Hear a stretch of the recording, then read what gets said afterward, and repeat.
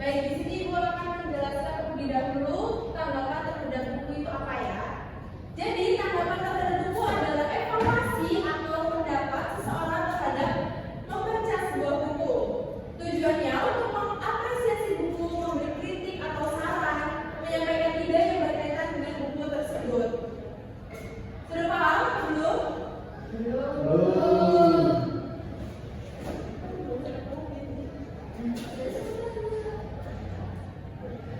Baik, Ibu jelaskan sekali lagi mengenai tanggapan terhadap buku.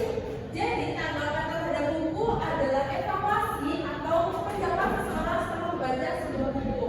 Jadi, misalkan Clara nih membaca sebuah novel, jika ada kekurangan atau kelebihan, Clara bisa menyampaikan pada tanggapan terhadap buku ini. Paham, Clara? Clara semua? Paham? Ada yang ingin ditanyakan? Bu, Iya, silakan siapa tadi? baca membuat tanggapan terhadap buku itu untuk apa, Bu? Baik, di sini ada manfaat menyajikan tanggapan terhadap buku. Di sini ada 4 manfaat. Yang pertama itu melatih kemampuan berpikir kritis.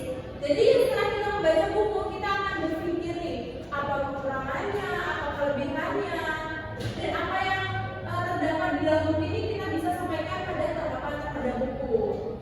Selanjutnya yang kedua adalah meningkatkan keterampilan komunikasi. Jadi meningkatkan keterampilan dalam komunikasi ini kita akan menemukan ide-ide atau kekurangan dan kelebihan dalam buku ini kepada tulisan. Kita bisa menulis tanggapan terhadap buku ini melalui kita juga bisa menyampaikan kepada teman kita nih keterampilan komunikasi kita dihubungkan dengan teman untuk menyampaikan misal kekurangan buku tersebut.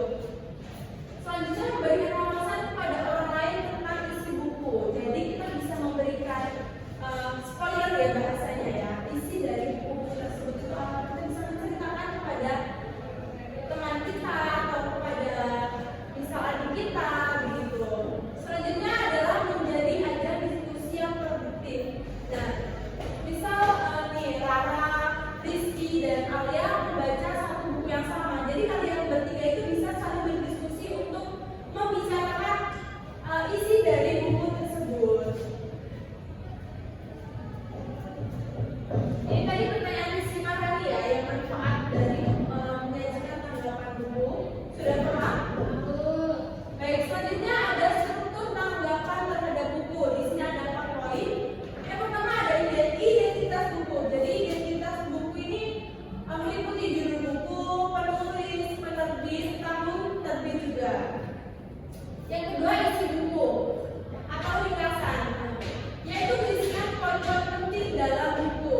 Selanjutnya kelebihan buku, hal-hal yang menarik atau menginspirasi di dalam buku tersebut. Yang keempat adalah kekurangan buku, yaitu bagian yang kurang jelas, kurang menarik atau perlu diperbaiki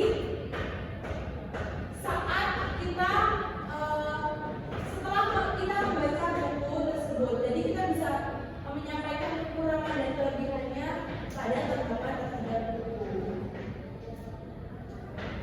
Dan kita bisa memberikan kesimpulan dan rekomendasi untuk membaca. Misal Rara suka banget pada novel Pulang. Jadi Rara ini bisa merekomendasikan kepada temannya agar membaca buku tersebut. Pada materi struktur tanggapan terhadap buku sudah paham? Ada yang ingin ditanyakan?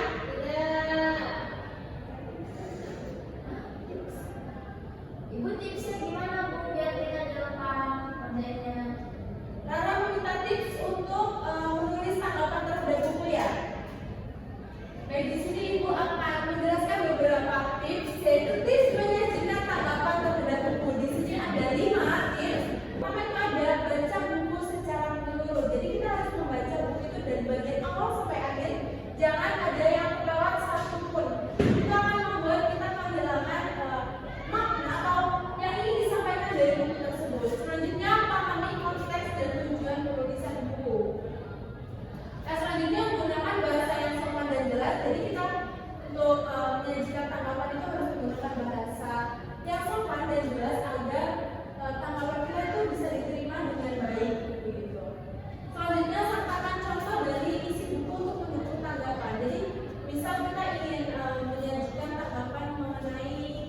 dalam dialog ya, kita bisa memasukkan dialog tersebut pada tanggapan buku yang kita tulis. Selanjutnya sertakan contoh. Maaf, yang terakhir ada berikan penilaiannya objektif dan jujur. Jadi kalian bisa memberikan penilaian pada buku yang kalian baca secara objektif dan jujur.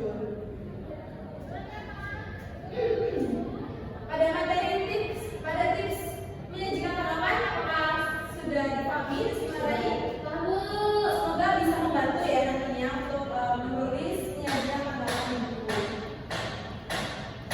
Nah, di sini Ibu memberikan contoh tanggapan terhadap buku agar kalian nanti tidak bingung gitu ya. Di sini Ibu mengambil judul buku Laskar Pelangi, penulisnya Andrea Diraka, yaitu penulis yang terkenal di Indonesia ya, karena dia sudah memiliki banyak buku yang diterbitkan. Selanjutnya ringkasan. Ringkasan berisi mengenai kisah inspiratif tentang perjuangan anak-anak Belitung dalam mendapatkan pendidikan. Ini kalian sudah difasilitasi, mudah jalan, yang kalian harus semangat untuk mencari ilmu. Kelebihan pada buku Laskar Pelangi ini memiliki kelebihan yaitu alur cerita yang menarik, penuh inspirasi, gaya bahasa yang sederhana. Jadi gaya bahasa yang sederhana mempermudah membaca untuk memahami isi dari buku tersebut. Selanjutnya kekurangan. Kekurangan pada buku Laskar Pelangi adalah beberapa bagian kurang mendalam dalam pengembangan karakternya. Terus selanjutnya pendapat pribadi. Buku ini sangat layak dibaca oleh semua kalangan. Jadi kalian harus bisa mencantumkan pendapat pribadi mengenai buku yang kalian ingin beri tanggapan tersebut. Baik anak-anak, Ibu sudah selesai menjelaskan materi yaitu tanggapan terhadap menyajikan tanggapan terhadap buku. Ada yang ingin ditanyakan atau belum paham pada materi ini? Sudah paham ya, kita juga sudah memberikan manfaat, tips juga dalam menyajikan tanggapan terhadap buku.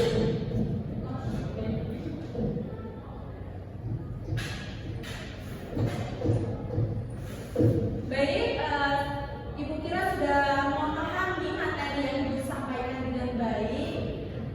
Cukup sekian pembelajaran pada pagi hari ini. Ibu tutup dengan doa terlebih dahulu agar kita mendapatkan manfaat dari pembelajaran pagi hari ini. Berdoa dimulai, berdoa selesai. Baik, Ibu akhiri. Wassalamualaikum warahmatullahi wabarakatuh.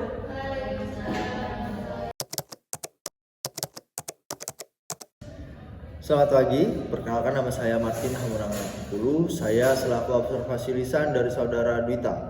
Pada kesempatan kali ini, Dwita sudah mempraktikkan micro teaching dengan keterampilan ketujuh, yaitu mengajar bertanya tingkat dasar dan juga lanjutan. Pada kemampuan mengajar bertanya tingkat dasar, Dwita sudah memenuhi komponen-komponen yang tertera, yaitu yang pertama penggunaan pertanyaan secara jelas dan singkat. Dwita sudah melakukan pertanyaan secara jelas dan singkat. Yang kedua, pemberian acuan. Dwita sudah melakukan pemberian acuan dalam proses pembelajaran. Yang ketiga, pemindahan giliran. Dwita sudah melakukan pemindahan giliran pada siswa.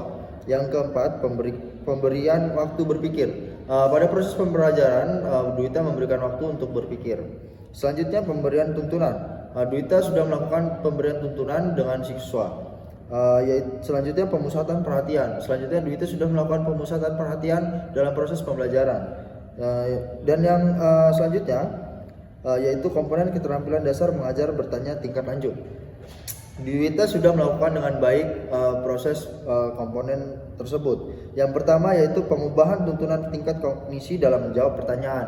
Dwita sudah melakukan hal ini dalam proses pembelajaran. Selanjutnya pengaturan urutan pertanyaan. Dwita sudah melakukan urutan pertanyaan sesuai dengan yang direncanakan. Selanjutnya penggunaan pertanyaan pelacak. Dalam proses pembelajaran, Dwita sudah melakukan proses pertanyaan pelacak. Selanjutnya peningkatan terjadinya interaksi. Dalam proses peningkatan interaksi, Dwita sudah melakukan dengan baik. Selanjutnya mengulang komponen negatif yang sudah dihindari oleh Dwita, yaitu mengulang pertanyaan sendiri atau mengulang jawaban pembelajar. Hal ini tidak dilakukan oleh Dwita. Selanjutnya menjawab pertanyaan sendiri. Dwita juga tidak melakukan hal ini. Selanjutnya menunjuk dulu sebelum bertanya. Dwita tidak melakukan hal ini dalam proses pembelajaran. Selanjutnya mengajukan pertanyaan yang mengandung jawaban serempak. Dalam proses pembelajaran yang sudah dilakukan tidak terjadi hal tersebut. Selanjutnya mengajukan pertanyaan ganda. Dwita tidak melakukan atau mengajukan pertanyaan ganda. Dengan ini komponen keterampilan dasar mengajar sudah dilakukan dengan baik oleh Dwita. Sekian yang bisa saya sampaikan. Saya ucapkan terima kasih.